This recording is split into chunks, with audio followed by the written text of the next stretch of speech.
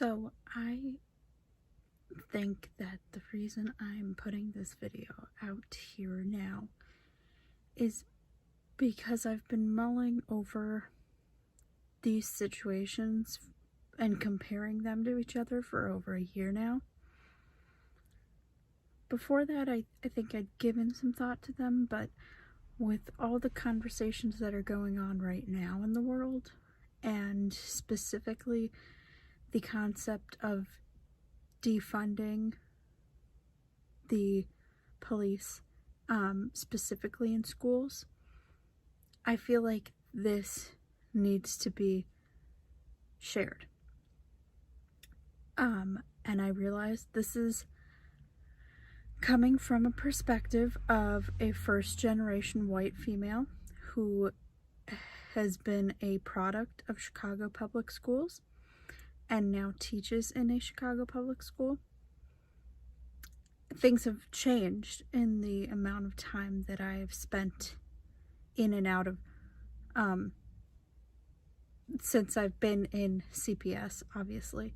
I am 23 years old, or I will be 23 years old. So we're talking about like 2003 when I started school in CPS, and my final year in school in CPS was 2015. So all that amount of time I was in CPS. And the two stories that I want to share, and I will not name where I went to school, I will not name any of the parties involved in these stories, because I want to respect their privacy, but anybody that knows me probably knows who I'm talking about. And these are stories coming from my perspective. So, when I was in 8th grade, one of our classmates was hit by a car. It was extremely serious. I believe one of her legs got broken. There was a concussion.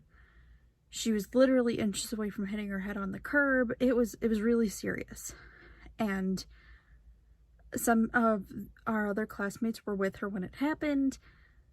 It was a very traumatic event, as would be anybody in a car accident or witnessing a car accident. That's traumatic. And our school, the next time that we had school, I believe it was a Monday, they brought us to our gymnasium. They sat us all down in a circle. There were tears shed. There was a lot of pain and worry about the situation, and it was all shared in that circle. And they told us that that we could talk to somebody. They brought in somebody that we could talk to about how we're feeling about the situation. It was handled extremely well, because there was a lot of hurt and worry and sadness from the situation. Worry that she wasn't going to be able to complete the year with us. Worry that she wasn't going to be okay. There was a lot of worry. And I think that it was handled very well, from my perspective.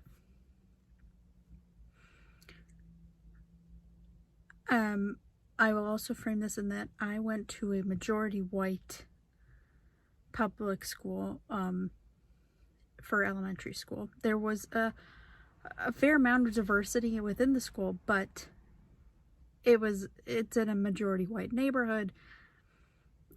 And so the population of the school, because it's a neighborhood school, was majority white. All that stuff. When I went to high school, I wanted to participate in the International Baccalaureate program, and none of my neighborhood schools for high school in CPS had the program. So I ended up applying to a school that was not in my neighborhood. It's about 5 miles from where I live. It was a drastically different environment to my elementary school. I was one of very few white kids that were attending the school, actually. But I really, really enjoyed it. Those were probably the 4 best years of my life. It was everyone, there were a lot of stereotypes about the school that were spread to me as an 8th grader and scared me, but I still had committed to being in the school, so I went. As I said before, I had committed to going to the school, so I went. And as I said, I enjoyed those 4 years immensely. To a degree. I had met this guy during my freshman year. He had classes with me, and he was a very big personality. He was so funny. It was like, he made the classes so much more fun. And he ended up leaving the program, but that first year I was like, this guy is hilarious. And even after we didn't have classes together, we still would say hi to each other in the hallway, and it was still very clear that within the entire school environment, he was a big presence. He was just a really fun guy. I don't even, there aren't words to describe. He was funny. He was nice. He was trying to start a rap career, and his music was very good.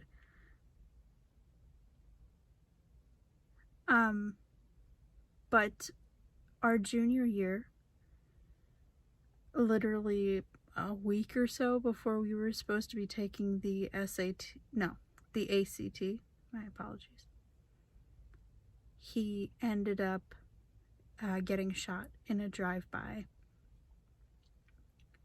and died on the scene. And that in itself is an extremely traumatic event to deal with, even as someone that wasn't necessarily close to him, but as someone that knew him and knew that he was a really good person.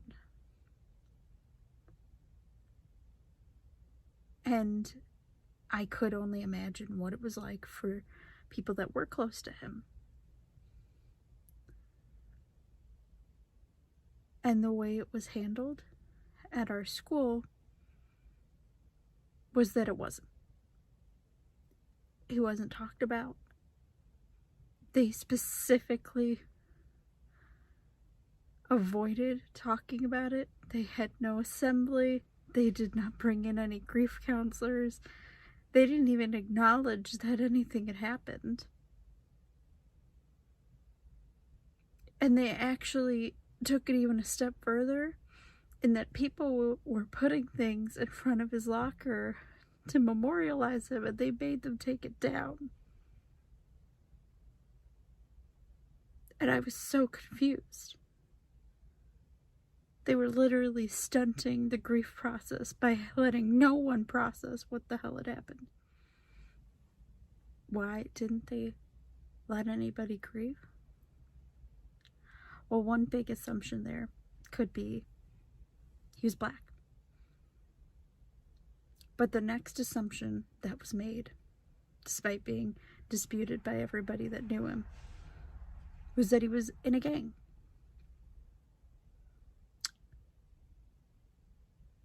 I couldn't believe that, because I knew him.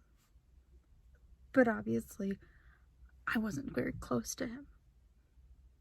But I heard the stories that other people were telling, and it didn't, from the perspectives of people that were closer to him, it didn't sound like it could be true. But they connected him. It was a gang-related incident. Not an ad. Like, they connected it to being gang-affiliated, and they decided that the best route to do that to go with his death was just to not acknowledge it at all. To which I respond, truly? What difference does it make if he was or was not in a gang? Because the truth of the matter is, he was a human being. He didn't deserve to die, especially not like that.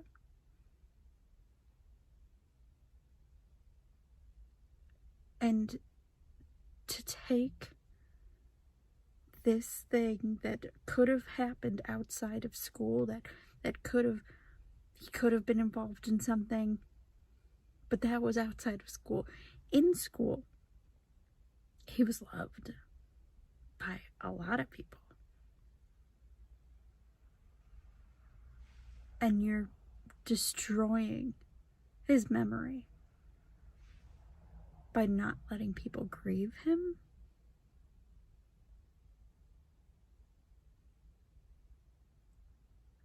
It still completely baffles me.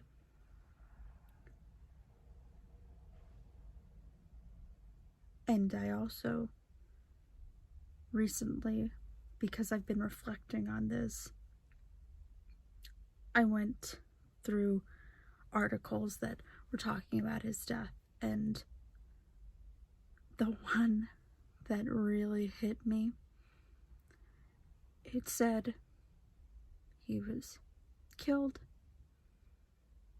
He was killed in a drive-by shooting, but sources say he struggled academically. The school did all they could to try to support him as well as they could. Did they, though? I don't know who that source was that told them this. But for the fact that they wouldn't even acknowledge the fact that they wouldn't even acknowledge he had died, they wouldn't bring in anybody to help people that were grieving his death.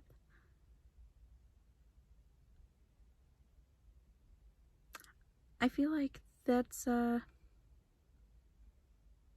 it's fake.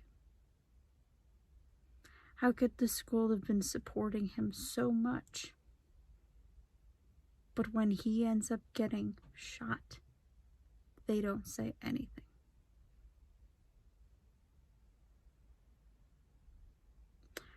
So, from my experience, 2 CPS schools, only 5 miles apart. One knew how to deal with trauma when it hadn't resulted in a death. The other wouldn't even acknowledge someone had died and didn't let anyone deal with trauma at all. 5 miles. 5 miles is not that much. Not even in Chicago. That's not a big enough distance for there to be so much of a discrepancy. So I propose,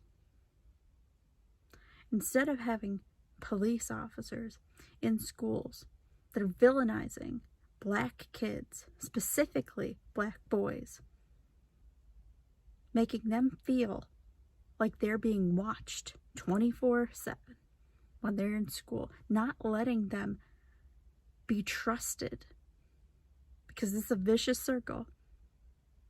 Cops don't trust black boys. Black boys don't trust cops. But honestly, even when I was in high school, as a white female, when I saw the cops in the hallway, I felt uncomfortable. I felt like something was happening. I can only imagine what it would have been like if I was a person of color, or if I was a male person of color.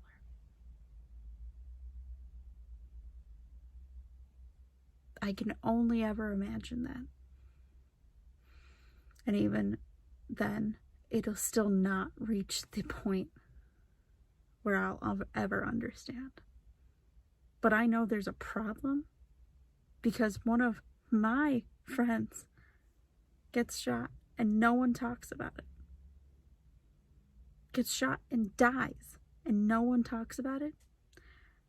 I propose we take the cops out of the schools and instead we fund our teachers being trained. We get trained in trauma training. How do you teach when there's been trauma?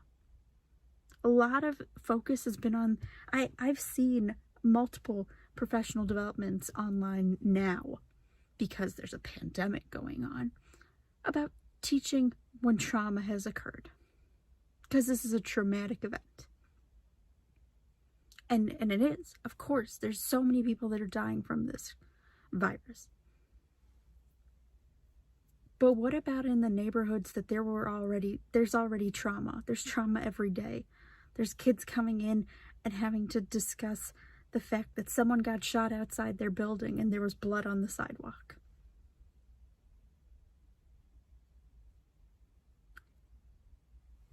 Teachers, social workers, counselors, and I'd even go as far as saying grief counselors should be staffed in buildings and taught, how do you address the trauma that occurs in the everyday lives of some of these children? Or even just, how do you help a child that has gone through the trauma of losing someone? How do you address to a class the trauma of losing a classmate? Teachers don't know enough about this, especially white teachers.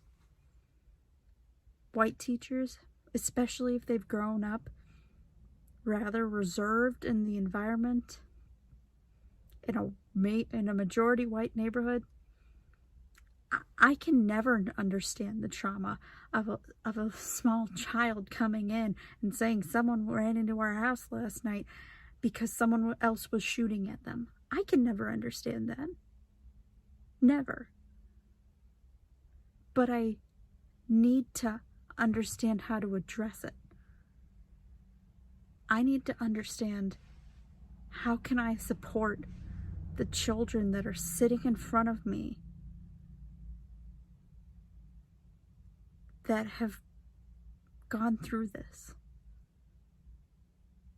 And that's a fundamental change that needs to be taught in school when you're becoming a teacher, or it needs to be addressed through the district that you're teaching in.